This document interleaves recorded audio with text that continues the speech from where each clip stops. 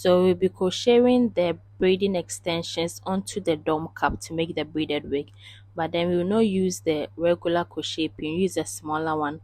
The regular one is a bit big, but then you might want to use a smaller one so that it doesn't tear the dome cap when making it, because sometimes it is hard when you are pulling out.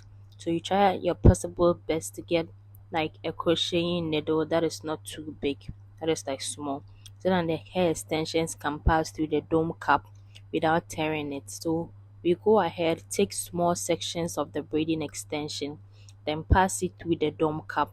So we are using the popular spiral curls, or known as the French curls. Some call it the French curls, others call it spiral curls. So we are making a French curl braided wig. So you take a small piece, then you crochet it onto the dome cap, then take a bigger piece, like times two of the first piece that you crocheted into the dome cap. Then you go ahead and braid it. So it's simple when you look at it this way, but when you are doing it, you might find a little challenges. So this video is very detailed, going to show you how to do it. So when you are crocheting it into the dome cap, you want to take your time and put the hair in it smoothly. And with these extensions too, it is very slippery. So when you are working with it, you have to take your time and be patient with it. You take the section just with patience, otherwise it would all tangle up.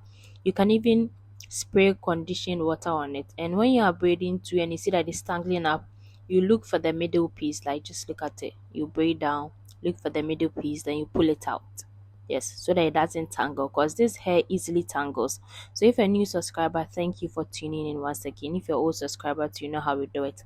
And when you get to the tip, the preferred length that you want, you spray water on it. It can be just regular water or water with a little bit of conditioner in the water to make the hair smooth, so that you can take a section and tie a knot, because this hair is very slippery. It is hard to work with.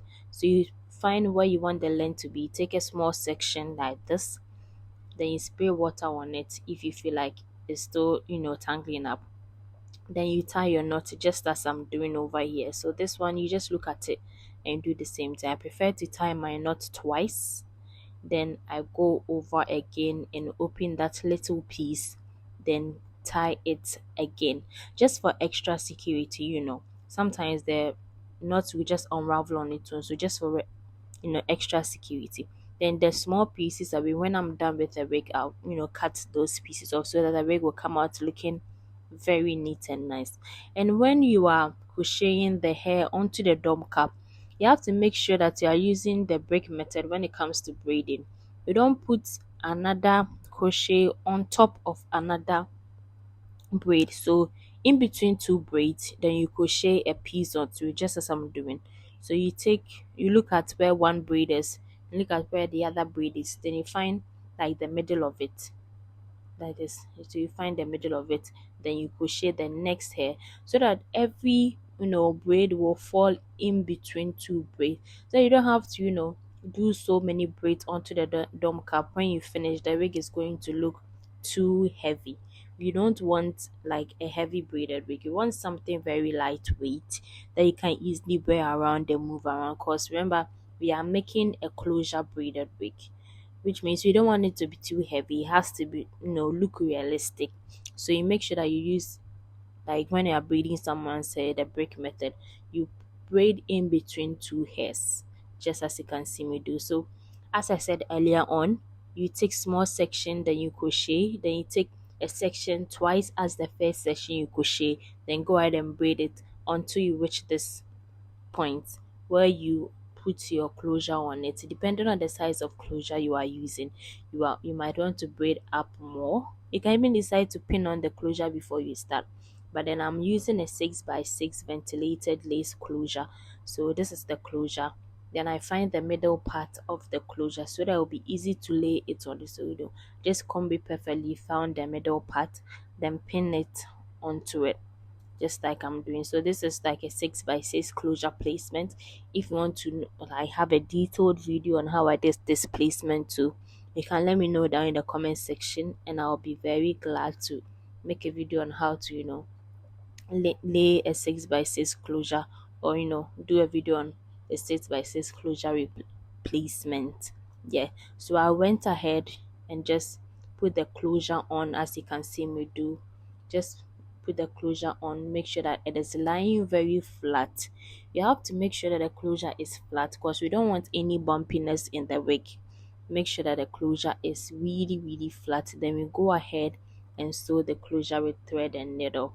I have a detailed video on how to sew on a lace closure. I will link that video in the description box, but then I also sewed it for you to know. I used needles needles, so I start one from one side and the other also from the other side, so that all the needles can meet in the middle part, so that you won't have any knots around the wig or anywhere else. So make sure that you use two needles when you're sewing down the lace closure. You start one from one side, then the other on the other side, then they all meet at the back. You'll see that very soon as I'm doing here. So this is the first needle that went on the right side, and the second needle that is also going on the left side. As I said earlier on, I have a detailed video on this, so I'll put it in the description box for you to see. When it missed at one point, you just tie it, just like you see me do. Tie it very well. Then you go ahead and work your way on the closure. So right now, after you've done all the braids at the back, you go section out the hairs on the closure, then we braid that one as well. After braiding the closure part and you are done, and you just have to go ahead and fill in all the spaces that you feel like there are spaces in the wig. So you take your part and you section it depending on how you want your closure to look like.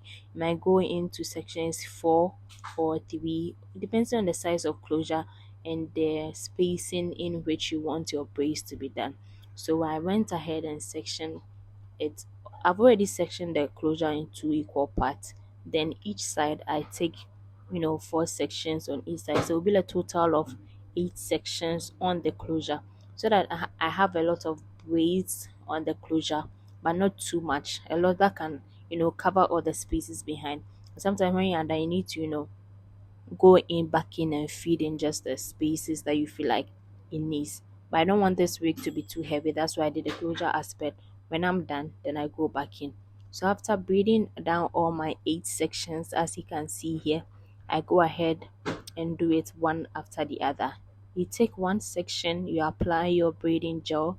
I prefer to use shine and jam because it works better for me. There are other braiding gels that you can go ahead and use, whichever that you are comfortable with, but I prefer to use the shine and jam braiding gel. So you take in section by section, then you decide on number of braids that you want on each section. You can do 5 6 depending on the braid size you are going in for. Yes, so this is how I would do the first one for you to see. You take one section, comb out, and then do your knotless braid depending on how you do your knotless braids. This is how I do mine. If you want a detailed video on how to do knotless braids too, let me know down in the comment section, and I'll also be glad to make a video on that as well. So this is the knotless braid. I went ahead and fed in the hairs. So depending on the size of braid that you are going for, that will determine the number of feedings you are going to use. So I mostly feed in 3 or 4 depending on the braid size. This braid size wasn't big and wasn't large, it was like a medium braid size. So I went and fed in with 3 hairs. Then as I braid down, I fed in another, extension. So it all depends on the size that you are going in for, just as you can see me do here. It is quite easy, but you have to take your time and work with this extension because it is not easy to work with.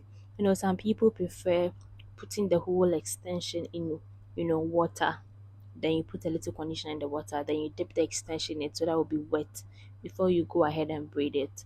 Others also prefer using the sheen spray that we spray over your hair when you're done braiding or whatever.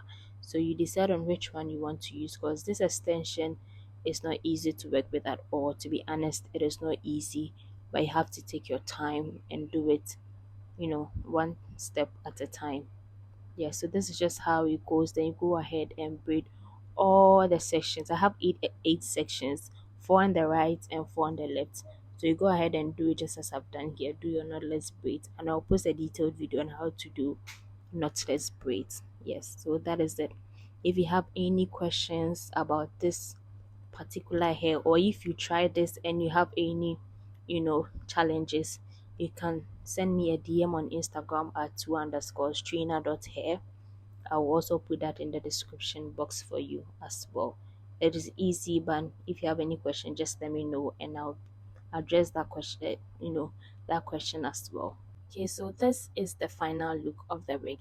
It is looking very nice, but you can't really see the beauty of it like this. So I went ahead and applied my hair mousse to lay away any flyaways. Or you can decide to use the scissors to cut them. But since there were just little to no flyaways, I just used the gel. And this is the final look. It is posted on my Instagram. You can go and check it out as well. The wig turned out very nice, and you can see on the thumbnail, just used it for a photo shoot and it came out perfectly well. So if you want to buy this braided wig, you can DM me on Instagram as well, or make some for yourself. It is so easy if you follow all the steps. Thank you, and don't forget to subscribe and like this video if it was helpful for you, and I'll be making content like this for you too. Thank you. Bye.